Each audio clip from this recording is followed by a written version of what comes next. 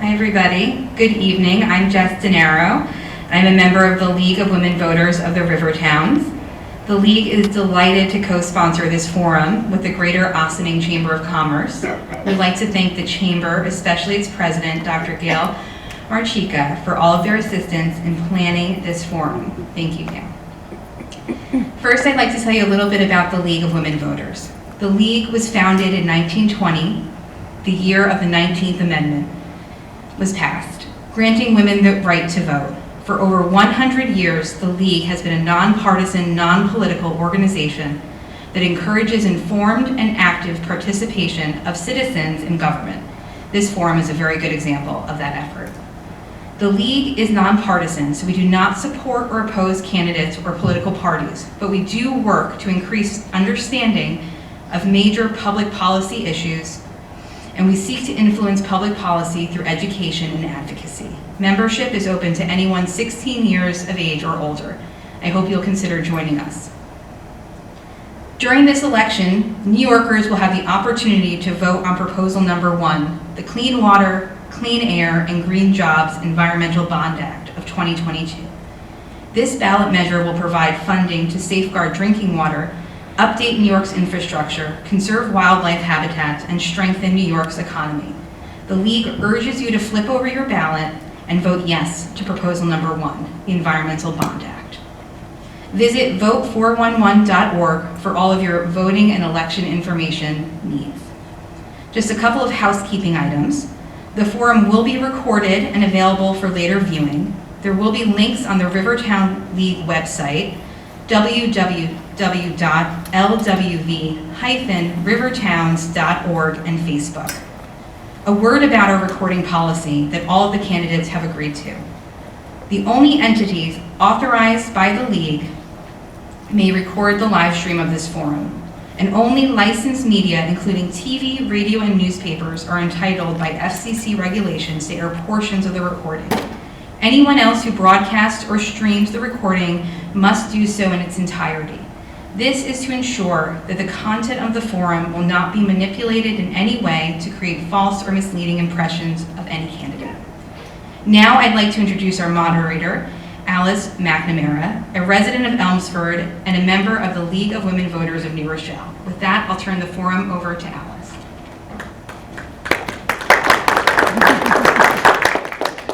Thank you, Jess, and special thanks to our timekeeper, Susan Goodwin.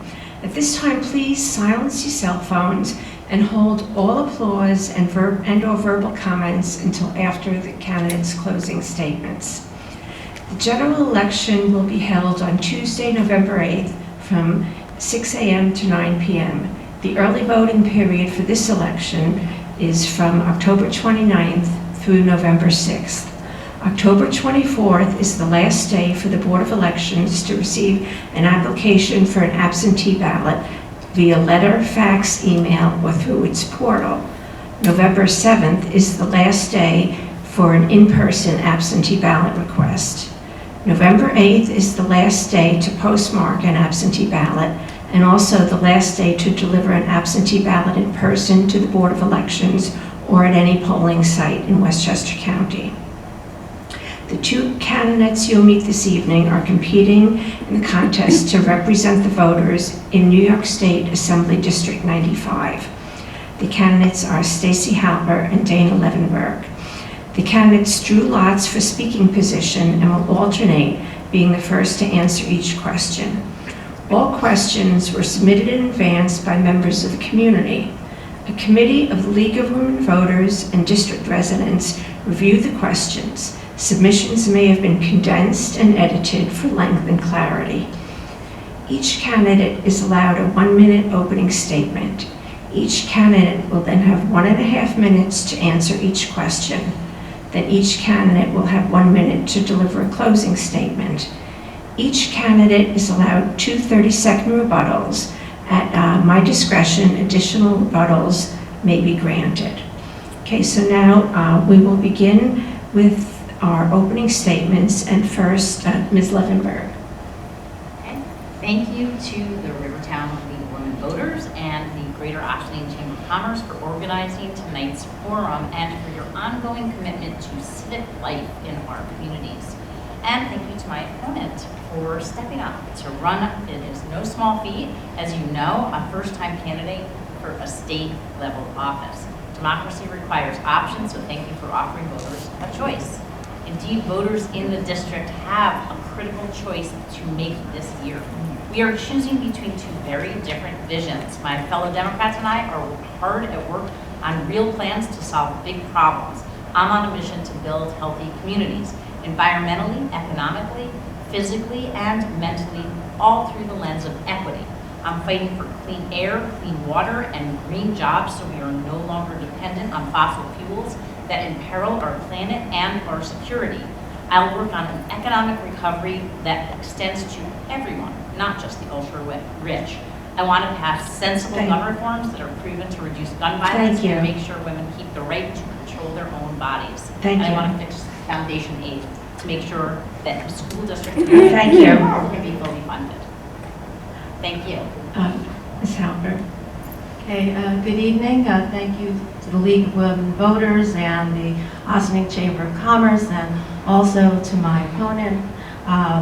Again, as Ms. Levenberg says, this is part of democracy. We have to be involved, not just in the sexy national politics, but the local politics, which actually are more important for every person in this room. I like to say that politics is a bottom to the top. So let me just say who I am. I've lived in Briarcliff for 29 years. I was a New York City school teacher. I've educated about over 9,000 students.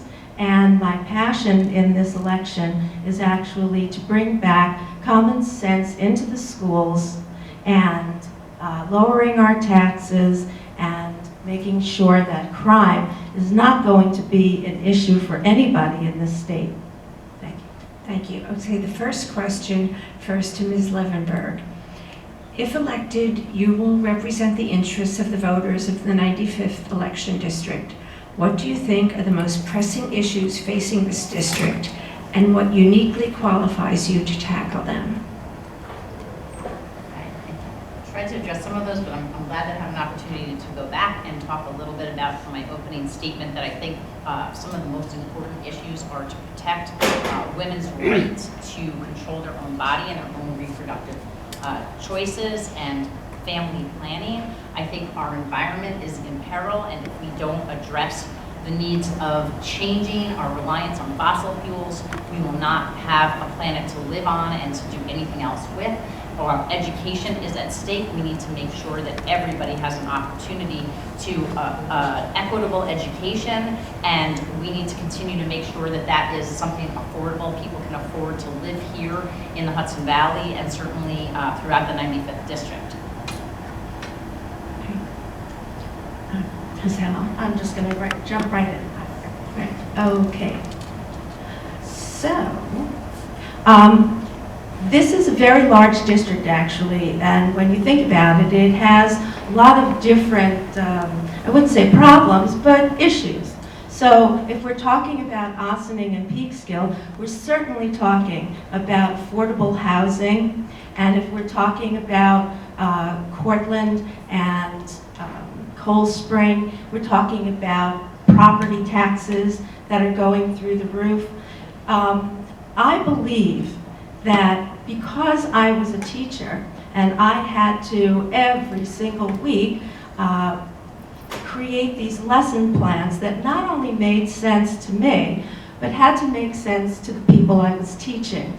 So it's not hard for me to feel like I'm going to go into a situation like affordable housing and not be able to come up with a real solution. In that way, I just want to say, in terms of affordable housing, I believe that it shouldn't be a governmental-only situation. I think that we need to have private industry and governmental intervention in creating housing that's not going to put a project on one side of town and then beautiful developments on the other. All that does is it creates division, and it also makes sure that one side of town doesn't get its rightful share of businesses and the other side does. So I would definitely work on that, and I believe I'm qualified to do that. Thank you. Okay, thank you. The next question will go first to Ms. Halper. A woman's right to abortion is currently protected in the state of New York. If elected, will you vote to protect that right as it currently exists? Yes. Okay. I absolutely will as well. I'm very passionate about making sure that women have the right to their bodies, to protect their reproductive rights, their choices of how they want to plan their families. And this is certainly at stake in New York, and we want to make sure that we do everything we can. I'm just going to use my time, besides the yes, to also talk a little bit about my qualifications, which I think I missed in the last question. I've been town supervisor for almost 7 years in the town of Ossining. Prior to that, I worked in Assemblywoman Sandy Galiff's office for 8 years, 7 of which were as her chief of staff, running her district office and talking with constituents. And I also was on the school board for 9 years, so having that opportunity and also starting a number of not-for-profits and working on regional boards, I've had many experiences which do actually, I believe, qualify me to hit the ground running when I get to Albany. So I just wanted to thank you. Okay, thank you. And Ms. Levenberg first. What is your position on financially fortifying the local chambers of commerce so they may meet the economic and workforce needs of the local economy? Well, I can talk a little bit about how we partnered with our local Chamber of Commerce on an exciting opportunity that I believe did help our economy, and it's still been a work in progress. We initiated River Jam as a partnership with the Chamber of Commerce. It's a summer concert series and food truck Fridays, and we partnered with the Chamber, a local brewery, and a local music business to bring music and food and people down to the waterfront in Ossining and really have an opportunity. And the Chamber has benefited from it, our taxpayers have benefited from it, and visitors have had a chance to come and see the beautiful Ossining waterfront and learn more about Ossining. I think it's a great way to partner, and I think that continuing to work with local businesses to make sure that they do partner and become members of the Chamber is another thing that our local governments can do to ensure that we have a robust Chamber that supports all of our local businesses. When I was speaking with some members of the NAACP in Peekskill, we were talking about the fact that there are very few jobs available for the people up there in Peekskill. And I was just pondering, and I said, well, I don't understand. Why wouldn't you then contact some of the bigger companies, an insurance company, where you have offices, and a lot of it is paperwork that people can do, and they can get very well paid for, and in that way they can start moving up into the higher brackets. The only problem with that is that when you have crime in the area, then a lot of places don't want to join with you because they feel that nobody is going to want to either live there or it's going to be unsafe for people to work there. So I believe that when you're trying to build a community, the first level is to make sure that crime is not an issue, and in that way, I believe that we need to repeal the no cash bail law, and I think that would make a lot of people very comfortable for a town that would be safe for people to go to. Thank you. Excuse me, you may have missed, I asked everyone to please hold all applause and verbal comments until afterwards. Thank you. The next question first to Ms. Halper. Do you support the Clean Water, Clean Air, Green Jobs Environmental Bond Act? Why or why not? Yes, I do. I think that especially since the nuclear power plant in Buchanan is being dismantled right now, those towns that really relied on those tax breaks, they're really going to have a problem.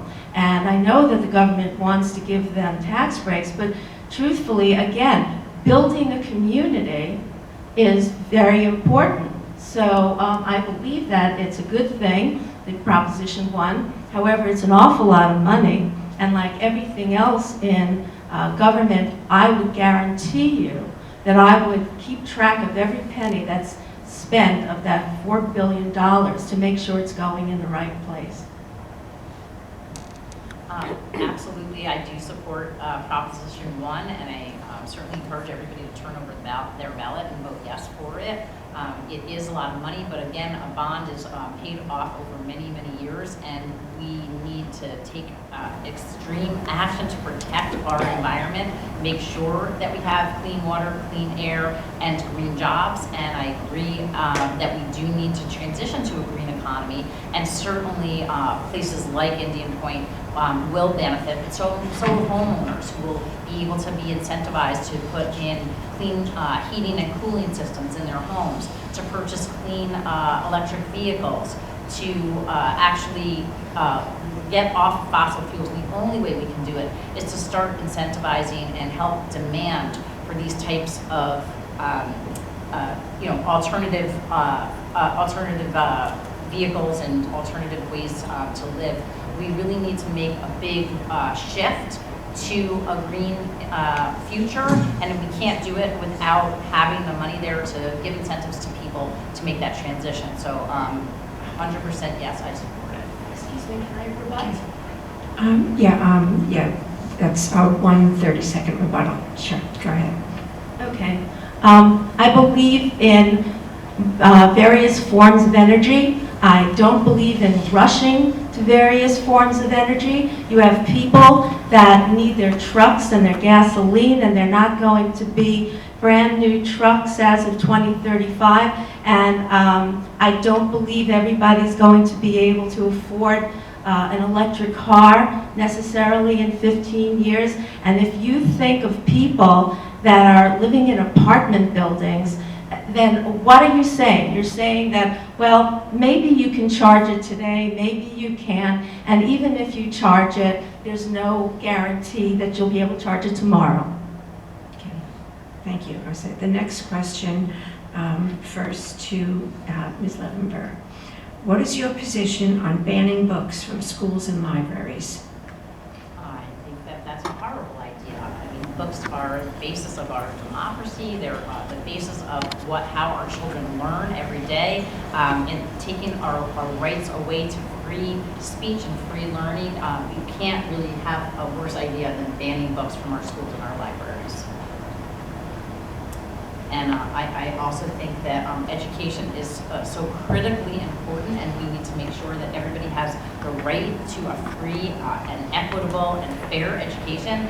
And we need to take full advantage of our public system of education in this country, which I am so proud that we educate every student and every resident who lives here. We need to make sure that we continue to do that. A lot of people believe falsely that somebody has to actually be a quote-unquote citizen. That is not the case. That is not the law of the land, and I will make sure I do everything I can to protect that. In regards to banning books, we're talking about banning books in school libraries. We're not talking about banning books and burning them in the streets from our local libraries. The fact of the matter is you wouldn't put a pornographic magazine into an elementary school library. The fact of the matter is there are things that need to be age appropriate, and there are things that do not need to be said at early ages. And the fact is that in terms of child development, it's proven that children who grow up with a very straight and narrow idea of who they are much more successful later on, because then later on they have all of that background of who they are to make choices later on. But we don't have to indoctrinate these children. We can just educate them in terms of math and English and science and social studies. That's what I always thought I was paying for in a public school. Okay, so yeah, I'm not interested in the other stuff right now. Just teach my kids how to read, how to write, how to think for themselves, and leave all of the indoctrination alone. Excuse me. I'd like to rebut. Okay, Ms. Levenberg will take the first of her 30-second rebuttals. Go ahead. I think that thinking that having age-appropriate books in school isn't something that we allow is kind of, doesn't make any sense. So I want to make sure that I clarify that, of course, age-appropriate books in schools do make sense, but I also think that social emotional learning and diversity, equity, inclusion teaching are something that you need to have along with reading, writing, and arithmetic, because you can't actually teach kids if they don't have the mental health supports that they need. You can't teach kids to know who they are if you don't have the ability to let them understand who they are. Thank you. Your their time early is age. 30 seconds is up. Thank you. Okay, the next question, first to Ms. Halper. What is your position on campaign finance? Do you think the timely, accurate filing of financial disclosures is important? Yes, of course. We had gotten those books from the Board of Elections that told us when we needed to file everything that we got, everything that we bought, and in timely manner. They had like a schedule. So yeah, I do. I think it makes all the sense in the world to be able to follow the rules. So yes. I absolutely think campaign finance is very important, and it certainly is important that we do file on time, which I have done. Every reporting requirement I have filed on time. So I also think campaign finance reform is critically important, because we know that the more people that make small donations, the more likely it is for them to be involved in voting and in democracy. So we know that we have to continue to push hard for those reforms, and I will work in Albany to make sure that we do so, and that we do not let big corporations drive the decision making in Albany. Okay, the next question, first to Ms. Leffenberg. Has bail reform been a success or a failure? If you believe it was a success, please explain why. If you think it has been a failure and should be scaled back or even repealed, please explain why.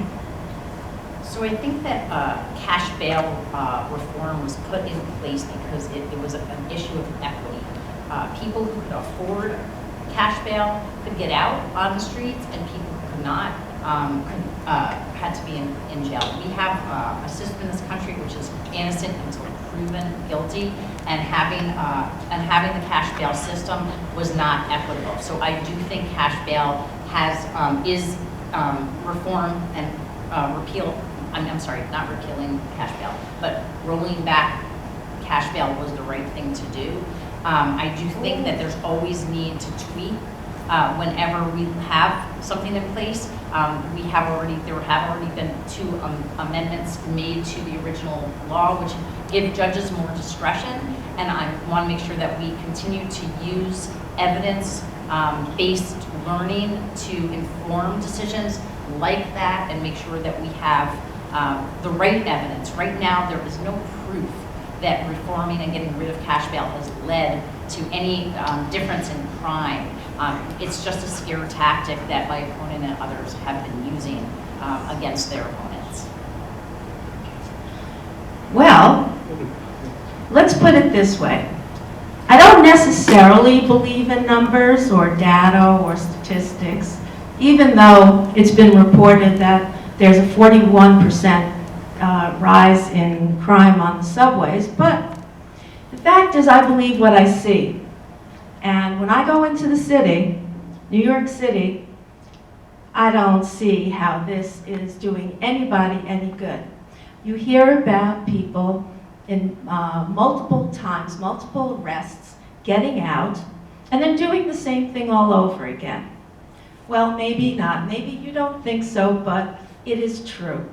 In any case, as Lee Zeldin said when someone was shooting near his door, crime can come up to your doorstep, and it does. In the Hudson Valley, Mount Vernon, you know, anything is possible because we are showing the criminals that we are soft on crime. We're defunding police. There are never any police in the city anymore. And the police around here have very wide areas to cover. And the fact is that if you tell somebody, well, you know, you're gonna kind of get out, but please come back for your, you know, for your trial. I'll give you a desk appearance ticket, come back. They generally don't. So the fact is, yes, we need to have judges have more discretion. If somebody is a drug addict or they're drug addled at that point, well, maybe they need to stay in a jail cell for an evening just to dry out so that they don't get into any more trouble. You know, there was a reason for having bail in, yeah, it seems a little long, right?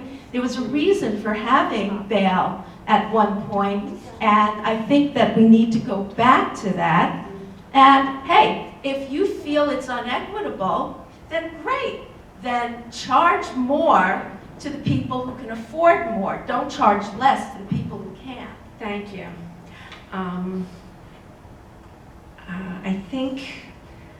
I believe it's on us that you were given a little extra time Yeah. for that, and I will give you an additional 30 seconds, Ms. Luffenberg, if that's okay? Yeah.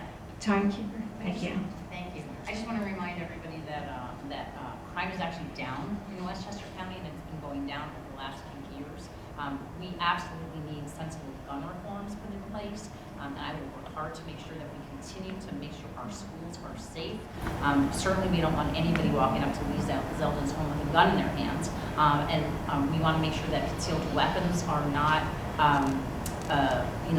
allowed without a lot of protections in place. I spoke to somebody recently, and they said it was very difficult to get permitted for a concealed weapon. I'm not against hunters. I have hunters in my family, but they're also for common sense gun reform, and I want to make sure that we continue to protect the safety of our children and families, and we do not need more guns.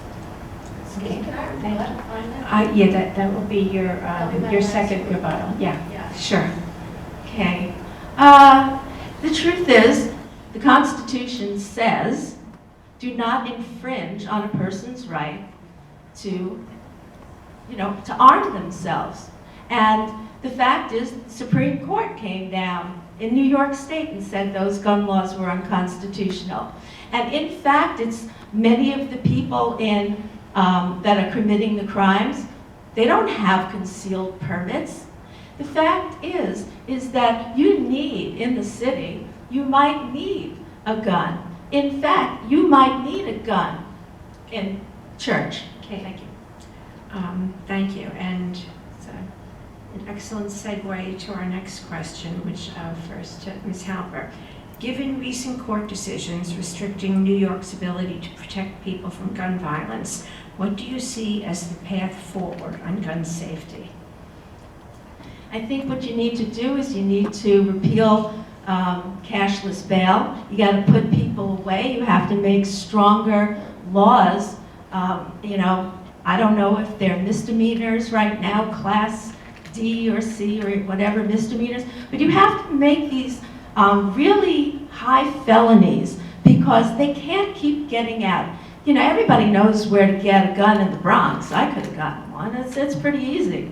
But the fact is you have to be able to carry a gun, and if everybody knows that you might be carrying a gun, maybe they're not going to be so ready to start up with you. It's been proven in a lot of different states. So as far as gun violence goes, again, it goes back to letting criminals out and being soft on crime. Ms. Levenberg?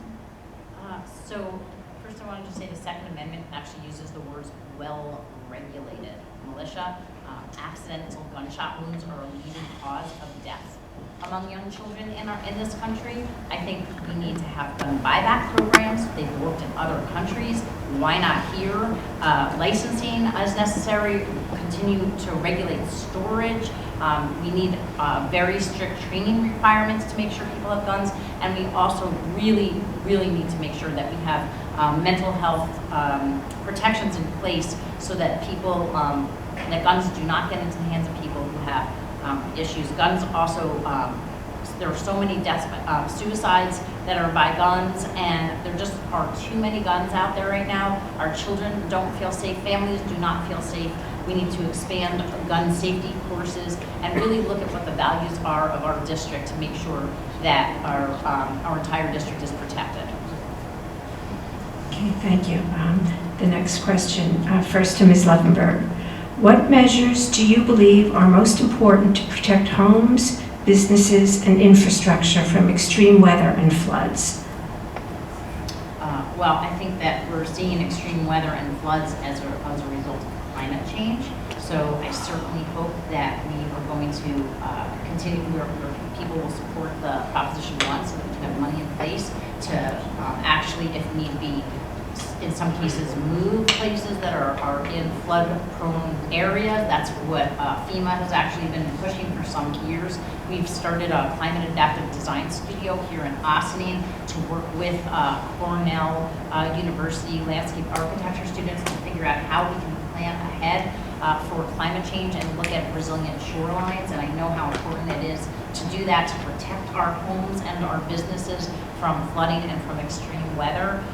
We need to make changes to our environment to make sure that we don't continue down the path that we know is very hard to turn back. And we need to, again, do everything we can to make people aware of what the risks are. And that's something else that we're hoping will happen here soon in Austin.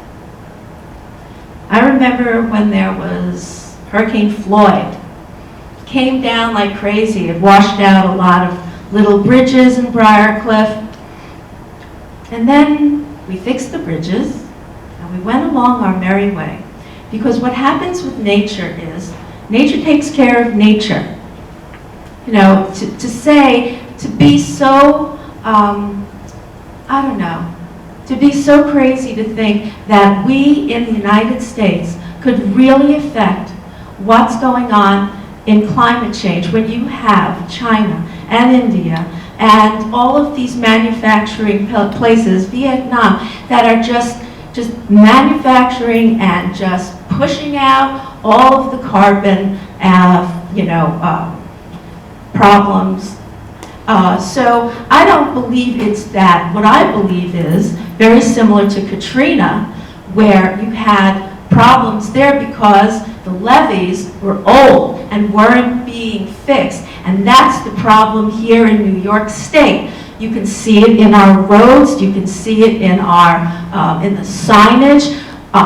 We need to make sure that our infrastructure is in good shape because, hey, it's going to rain, it's going to snow, but make sure that we have proper drainage and let's use our money in the right place. Let's not do a lot of government spending that makes no sense at all. Okay, the next question. If you could prioritize one piece of election reform in New York State, what would it be? Ms. Halbert. Election reform? If you could prioritize one piece of election reform in New York State, what would it be? I would make sure that we vote only on Election Day and that those machines are guarded by the National Guard. I would make sure that as many people as possible who are legally allowed to vote have the opportunity to do so, that absentee ballots are protected, that people have more, not fewer, opportunities to vote because that is what is part of our democracy. I certainly would continue to protect early voting and making it easier for people who have hardships to get to the polls, to make sure that they can vote absentee, and for any other reasons that might make it difficult for somebody to vote on election day. Every ballot should be counted, and we need to make sure that there's paper ballot backup for all of our votes, for all of electronic voting. So I'll continue to make sure that all of those protections are in place, and that our machines are in fact monitored for their effectiveness and their accuracy. Okay, the next question is Levenberg first. Polio is now active in the Hudson Valley. Will you advocate for polio vaccination and enforcement that will again prevent death and disability? I believe polio continues to be part of the vaccinations that are required for school children. So I will continue to make sure that those vaccinations are required. That's how we protected our people for as long as we have, and I do believe that vaccines have been effective against the spread of COVID. We've obviously been in a very scary situation for the last couple of years now. It's hard to believe that it's been that long already with COVID, but we certainly need to make sure that we protect our public. I can't say that I've always been, I felt the same way, but I get my flu vaccine now. I just got my flu vaccine last week. I got my booster for COVID, the bivalent booster, which you can get at OVAC right here in Ossining if you need to on Fridays, and obviously at lots of other local pharmacies. But I believe that a vaccinated public is a safe public. Obviously, there are certain times when it makes sense for somebody who may have reasons to not be able to get a vaccine to have an ability to not do so. But that's something that you need to take up with your doctor. I agree with Ms. Levenberg. The fact is that polio vaccine is still part of the toddler regimen. They get 4 different doses over a course of months or a year or so forth. But here's the problem. The problem is there are people that come into the country, let's say, that don't have polio vaccines. Okay, so if they're coming into the schools and they have a medical report, it should say that they have X number of vaccinations, and then everything is fine. But I don't believe in over-vaccinating our children. Why not just give them a titer test and find out if their original vaccinations are still working? If they're not working, then you can give them a booster. But if they are still working, I don't believe in over-vaccinating our kids. I certainly don't believe in giving our kids the COVID vaccine, because the fact is, the polio vaccine has been around since 1954 here in New York State, the mandate. And we know what can happen with that, but we don't know what's going on with the COVID vaccine. There's still too many questions there. And that's another part of parental discretion in schools. And I believe that the parents should decide whether to do it or not. Thank you. The next question first to Ms. Halper. New York has a strong record of ensuring the rights of people with disabilities. How would you support this work, and is there more that needs to be done in this area?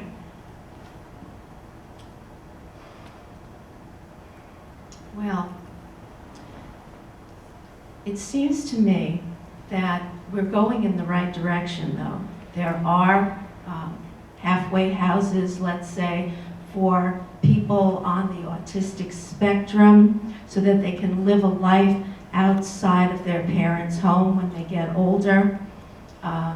As far as people with physical disabilities, I just remember how New York has always been on the front runner to make sure that the curbs were curved so that they could go up into it, that the buses had places for them, for their wheelchairs.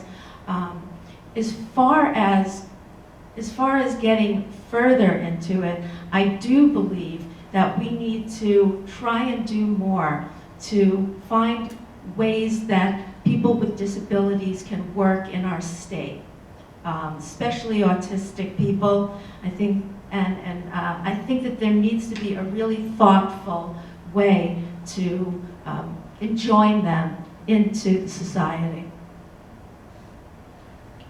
I absolutely support anything that we can do, and additionally that we can do for people with disabilities.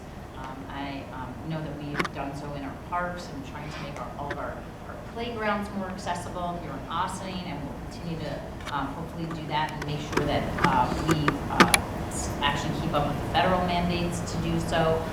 We want to make sure that people with disabilities have access to voting machines where they can actually vote for themselves, by themselves, and we have that now. We want to make sure that those ballots are counted accurately, and certainly in schools, making sure that our seniors have access to any of the types of services that everybody else has. I'm a very big supporter of equity at all levels, and I certainly support equity for people who have disabilities of any sort whatsoever. And whether that's, again, in school where they might need to get supports of any sort, or within the greater community. Okay, thank you. What is your view on the government's role in ensuring the affordability of housing in New York State? Slittenberg. Yes, I think that that government has a role, and I think that one of the things that I learned recently, working hard with my colleagues in local government, was that we need to find a careful balance where government actually provides incentives. State government will provide incentives, for example, to local governments or to developers to make it easier for them to build housing at different levels of affordability, so that all people can live and work and thrive in our state and have access to fair, safe, and affordable housing. So I think that, again, I think that government can play a role in making it easier for different types of housing to be built, and making sure that we continue, of course, to find a balance, protecting our environment and our open spaces as we build that housing. I spoke also recently with a banker who loans to real estate developers, and I know that there's certainly a trend. People who are looking to move up to this region are looking for denser types of housing. They're looking for options. Can we have rental housing at different levels of affordability? Can we have workforce housing? Can we find ways for people to have mother-in-law or other apartments within their homes so that they can gracefully age in place in their homes and have their homes be more affordable? And I think it makes sense for us in whatever way we can to, as government, as state government, to incentivize those options for local governments and developers. Thank you. And people, homeowners. And dogs and cats. Dogs and cats, for the men. Yes, I agree. Government has its place in housing.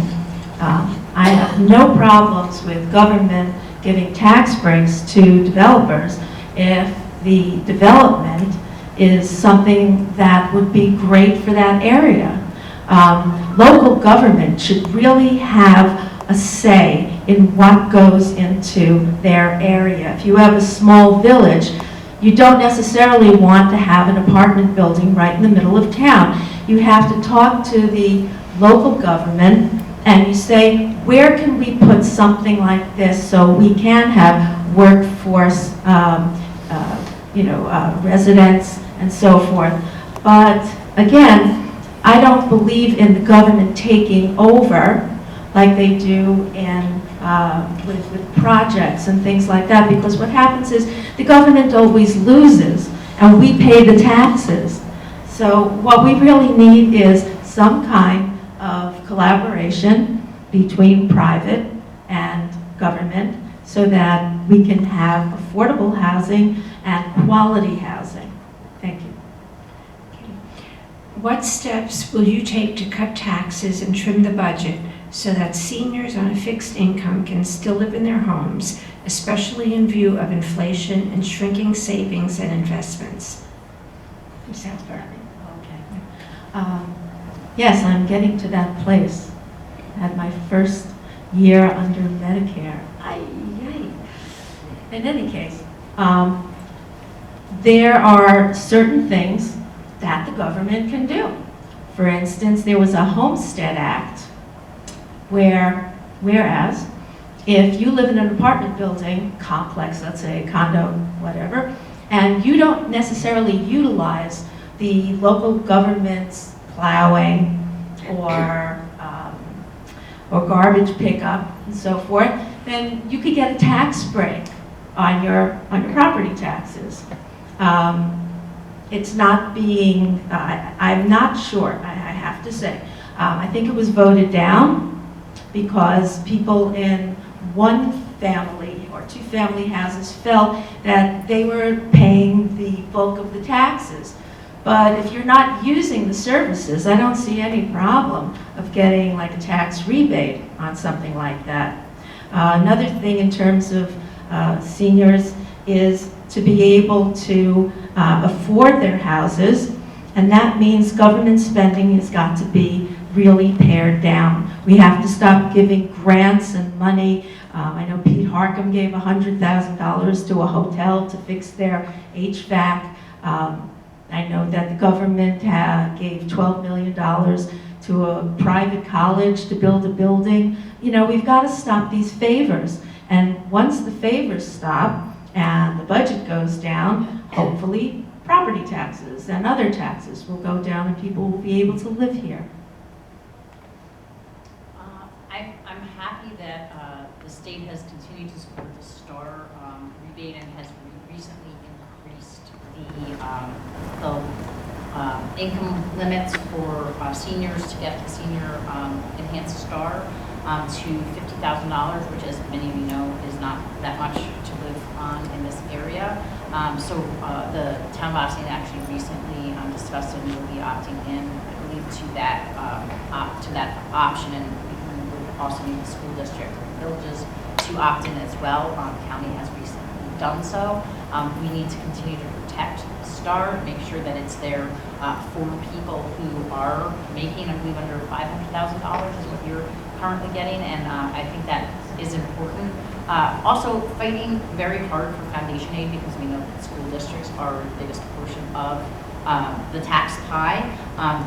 Having foundation aid be in place to make sure that our schools are getting their full and fair piece of the foundation aid has been something that I've worked on very hard since I was on the school board, and I'm very happy to see that the state has finally agreed to fully fund those schools who were not fully funded, like Austin, like Peekskill, by 2023, and I will continue to make sure that those protections are in place. I believe that Austin schools actually reduced their tax rate this year by 0.5% as a result of getting that additional foundation aid, and that's what we need to do, is to make sure that it's sort of, the money is coming in from higher levels of government instead of just again on people who have a hard time affording it.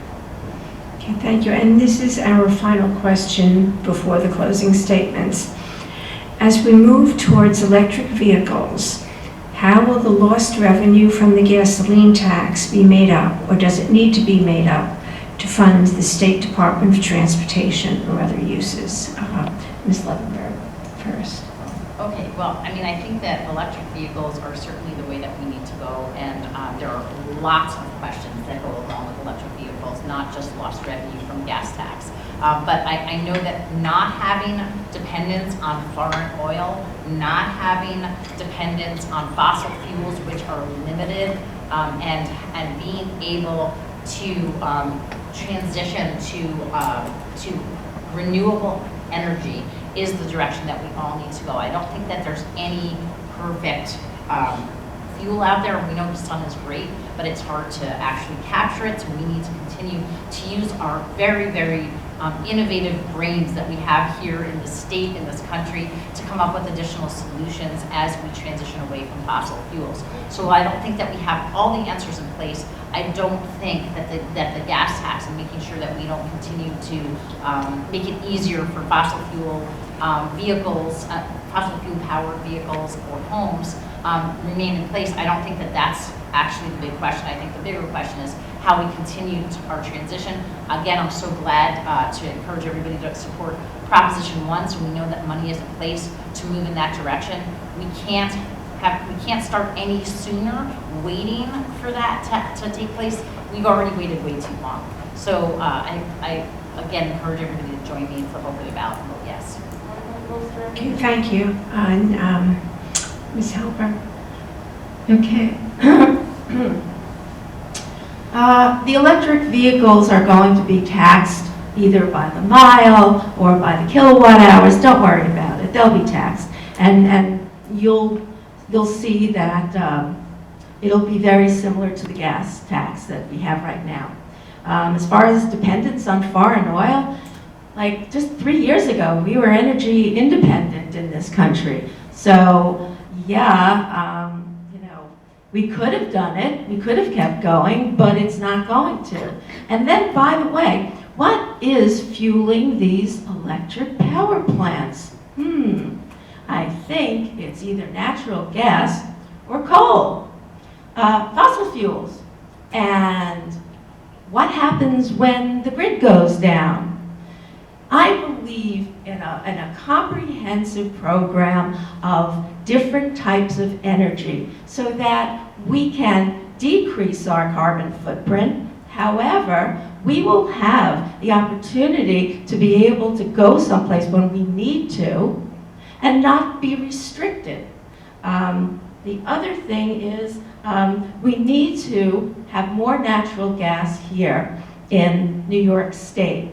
And sadly, they're being restricted in New York from having any kind of natural gas like in their kitchens. It's all going to be electric. Well, let's see how that is. I don't know how many people remembered the blackouts in the 70s and in the 60s, but you can be assured you're going to have the same thing. Okay, thank you. Yes. Yes, Ms. Leftenberg will use her final 30-second rebuttal.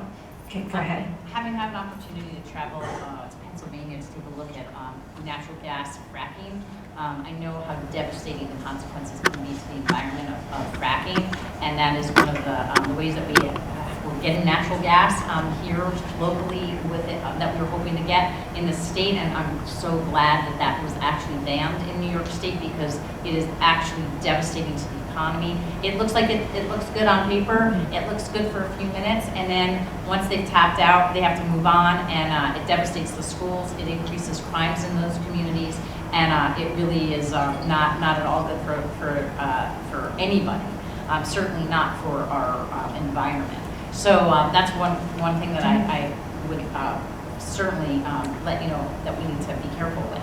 Thank you. Yeah. Thank you.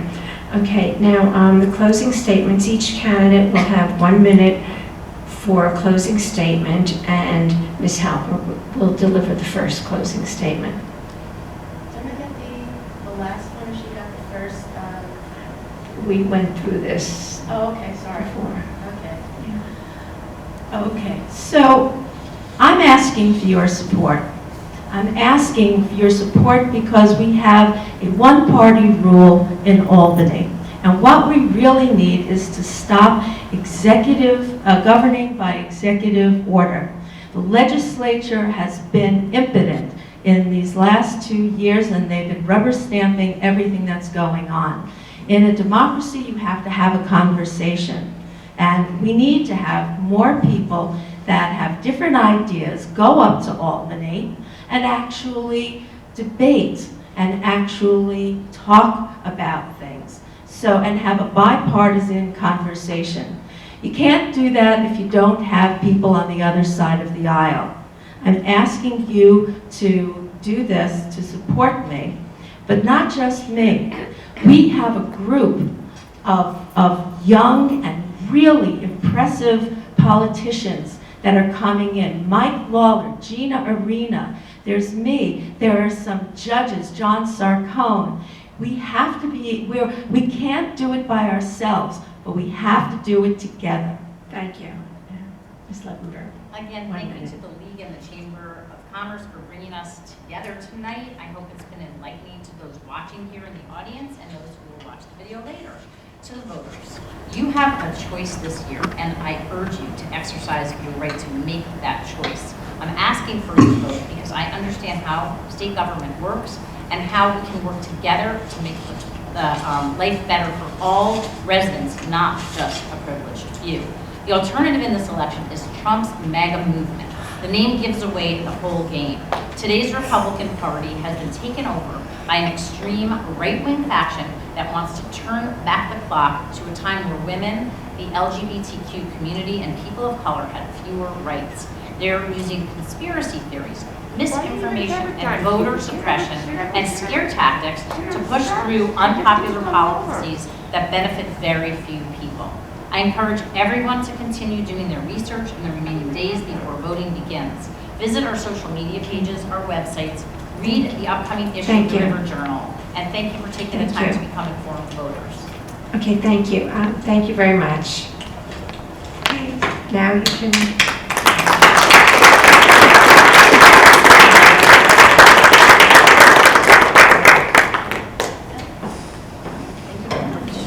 You know, I kept quiet. Excuse me? Excuse me?